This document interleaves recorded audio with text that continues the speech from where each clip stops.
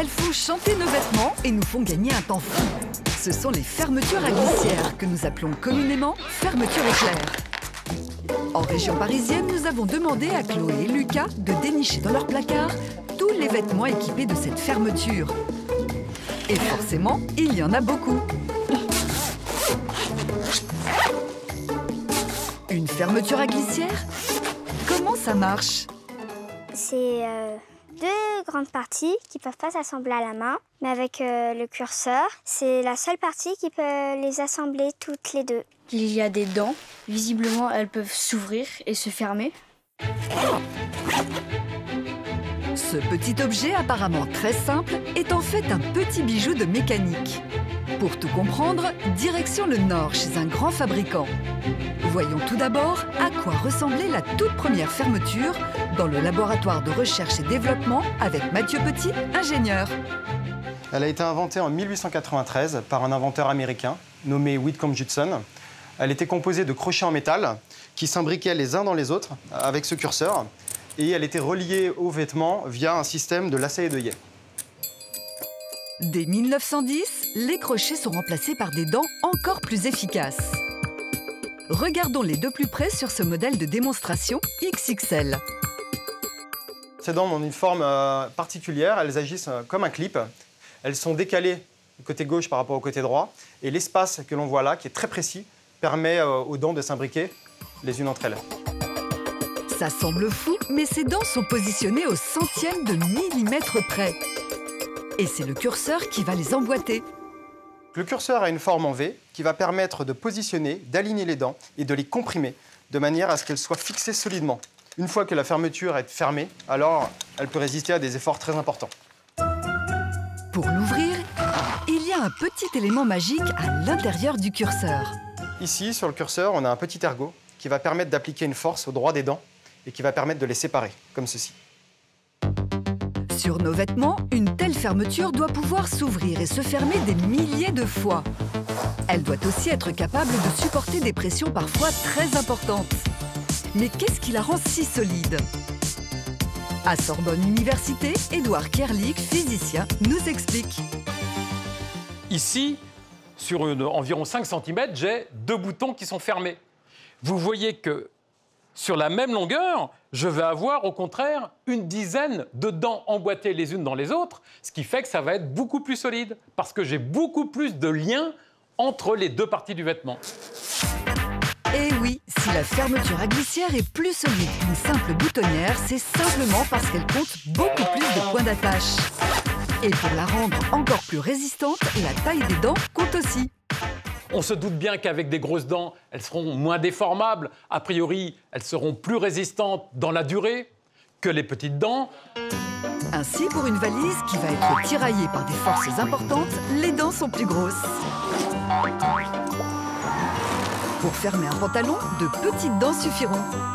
Mais jusqu'à quel point une fermeture est-elle résistante? Retournons au laboratoire.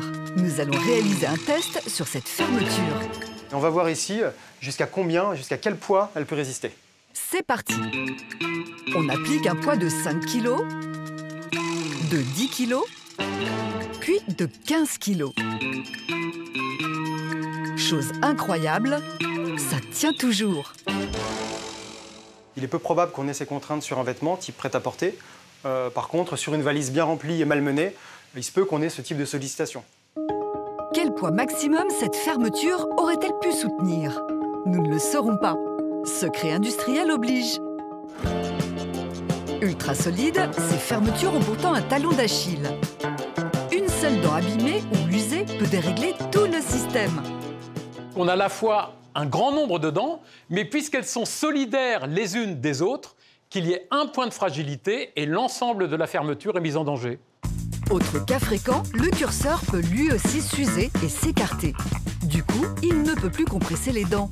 Si le curseur est endommagé, le plus simple sans doute c'est de l'enlever et de le remplacer à ce moment-là par un curseur qui est clipsable que vous pouvez installer absolument n'importe où sur votre fermeture à glissière. Vous l'aurez compris, la fermeture à glissière est une invention très pratique, mais qui nécessite une fabrication minutieuse. Autre invention qui nous fait gagner un temps fou, c'est le velcro. Les enfants en ont plein les baskets. Et avec le lacet, on doit vraiment faire juste le nœud, alors qu'avec les scratchs, on a juste à tirer. Alors, d'où nous vient cette invention? Pour le découvrir, Mac Lesguy a rendez-vous à la campagne, près de Paris, avec Frédéric Restagno, physicien au CNRS. Frédéric, bonjour. Bonjour. Pourquoi m'avez-vous donné rendez-vous ici alors que j'ai des questions à vous poser sur le velcro? Bien justement parce que je cherchais quelque chose qu'on peut trouver sur les bords des routes. D'ailleurs, je l'ai trouvé en fait. Cette plante, c'est ce qu'on appelle la bardane. Regardez, autour de ces fleurs, on distingue de petits crochets. Ça s'accroche, c'est ça? Cette petite fleur là, regardez. Ah mais oui, bien sûr, je vois très bien. Ah oui, ça s'accroche même solidement. Le velcro que nous trouvons si pratique est inspiré de cette plante. Il a été mis au point en 1941 par l'ingénieur suisse Georges de Mestral. Pour percer le secret de ces bandes autogrippantes, quoi de mieux qu'un mur à scratch géant et 2 cobayes? Bon Mac, il faut enfiler ça et voir comment ça colle les velcro. Hein. Ok, et ben c'est parti. Hop.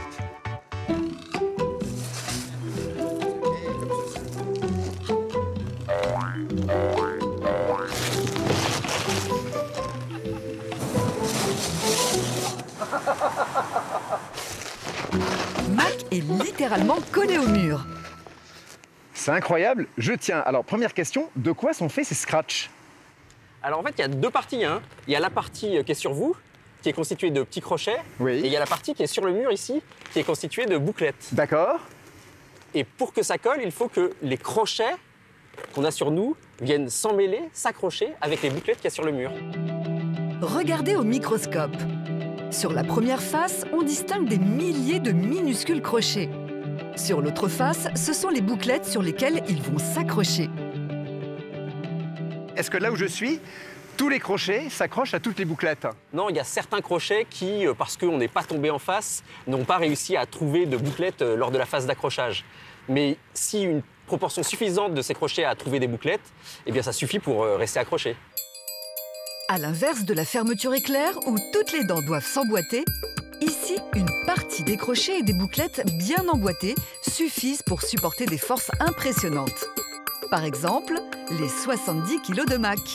Chacun des petits crochets porte une fraction de votre poids, Quelques grammes. quelques grammes, et comme il y en a un très grand nombre, il y a une petite force multipliée par un très grand nombre, ça a fini par faire une force importante.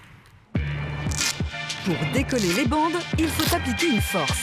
On décolle les crochets un par un, ligne par ligne. C'est vraiment à la fois souple, résistant, et puis surtout c'est repositionnable. On peut se recoller N fois sans avoir à changer la colle ou quoi que ce soit. Ça tient uniquement avec la physique. Ça tient uniquement avec de la physique. C'est génial. Eh ben, j'essaie de me décoller. Oui. Que ce soit avec la fermeture à glissière ou le velcro, ces inventions fonctionnent par action mécanique. C'est la multiplication de minuscules accrochages qui rend ces objets du quotidien si résistants et amusants. On l'appelle familièrement simili-cuir ou faux cuir. Ameublements, sacs, chaussures et vêtements en cuir artificiel ont envahi nos maisons et nos garde-robes depuis les années 50. Léa, 25 ans, est modèle et influenceuse mode. En vrai cuir ou pas, voici quelques pièces fétiches qu'elle adore. Alors ça, c'est une veste en simili. Ça fait 10 ans que je l'ai et tu vois bien qu'elle n'a pas bougé d'un iota. Ça, c'est un petit porte-monnaie. On dirait du simili, mais c'est du vrai. Dissocier une imitation d'un vrai cuir, ce n'est pas toujours simple. Et vous, savez-vous faire la différence?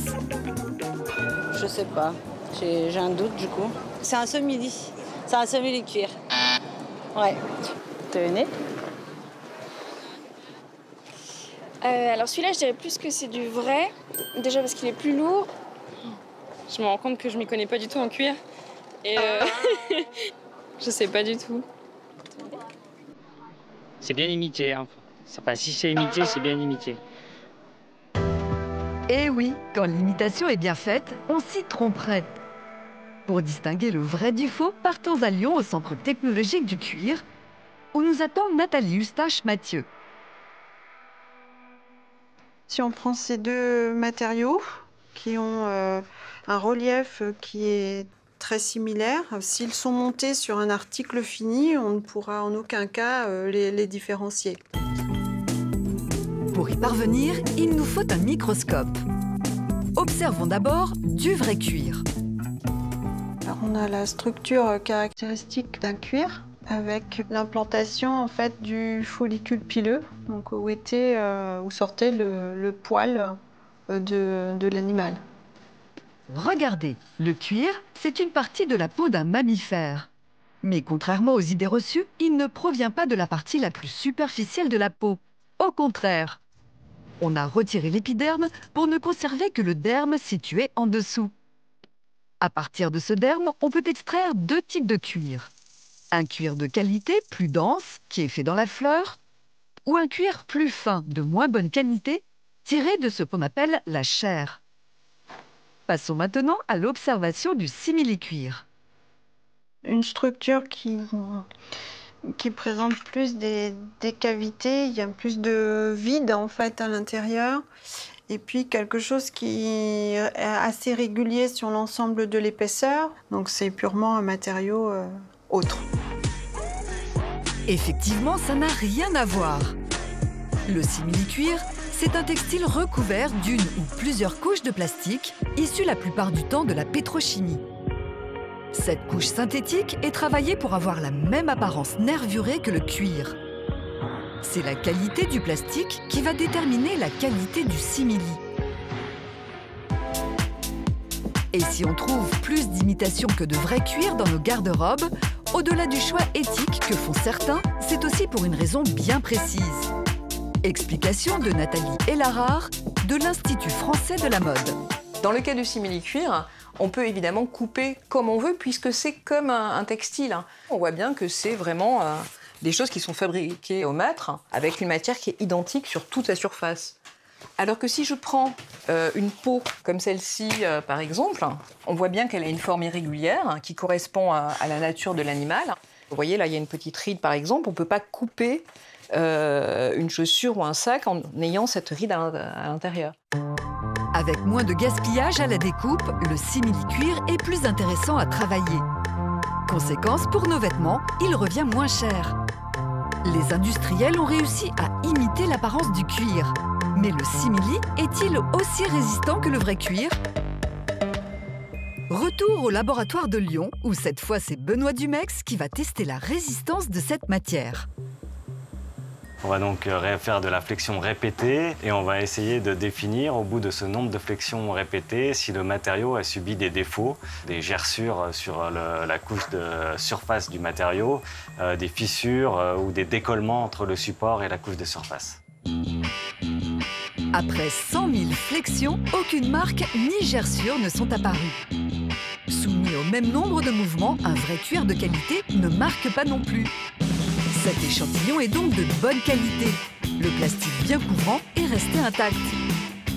Mais dans le cas d'un simili bon marché, voilà ce que ça donne. Là, on a un exemple de veste où on voit très bien comment le simili vieillit très mal. Et on voit que ça va s'écailler au fur et à mesure et on peut voir la trame de toile sur laquelle a été déposée cette couche de plastique. Intéressons-nous à une autre propriété du cuir, sa capacité respirante. On dit toujours que dans le simili-cuir, on transpire. Qu'en pense Léa? Alors ça, c'est mes chaussures que j'ai depuis très longtemps aussi. Mais je les mets plus beaucoup parce que mon pied ne respire pas bien. C'est-à-dire que si tu les mets en hiver, tu transpires. Si tu les mets en été, tu transpires. Tandis qu'avec du cuir, ce pantalon, c'est un vrai cuir. Donc quand je le mets en été, je peux respirer, je suis à l'aise. Et quand je le mets en hiver, il me tient chaud.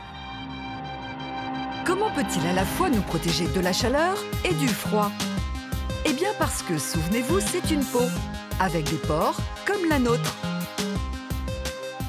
Le cuir est une matière naturelle, thermo-respirante, et elle va réguler les températures. Donc porter un vêtement de cuir à même la peau vous tiendra chaud quand il fait froid et sera respirant en termes de sueur quand on est à des températures de mois d'août. Certains synthétiques sont développés pour atteindre ces capacités, mais elles resteront toujours inférieures, en tout cas pour l'instant, à celles du cuir. Cuir véritable ou imitation à base de plastique? À côté de ces deux basiques, il va désormais falloir compter avec le Pinatex. Un faux cuir fait avec de l'ananas. Cette matière, le Pinatex, est faite à partir de fibres des plantes d'ananas. Il ne s'agit pas de la peau de l'ananas lui-même, mais en fait la plante sur laquelle l'ananas a poussé, qui une fois que l'ananas est cueilli, on va l'écraser, la tisser, extraire sa fibre, la sécher et en faire un feutre d'un matériau qui a l'aspect un petit peu du coton. On va faire une espèce de feutre avec cette matière. Le feutre est ensuite recouvert d'un bioplastique fabriqué à partir d'amidon de maïs. 10 ans de recherche ont été nécessaires. Résultat, une imitation cuir réalisée à 100% à partir de végétaux. Encore plus étonnant, des chercheurs travaillent également sur la peau de raisin ou même de champignons pour créer de nouveaux matériaux. Grâce à nos spécialistes, vous savez désormais que la science a fait évoluer le simili-cuir jusqu'à obtenir une imitation presque parfaite. Un simili-cuir de qualité pourra être aussi résistant qu'un vrai cuir. Mais il ne sera jamais aussi respirant qu'une vraie peau.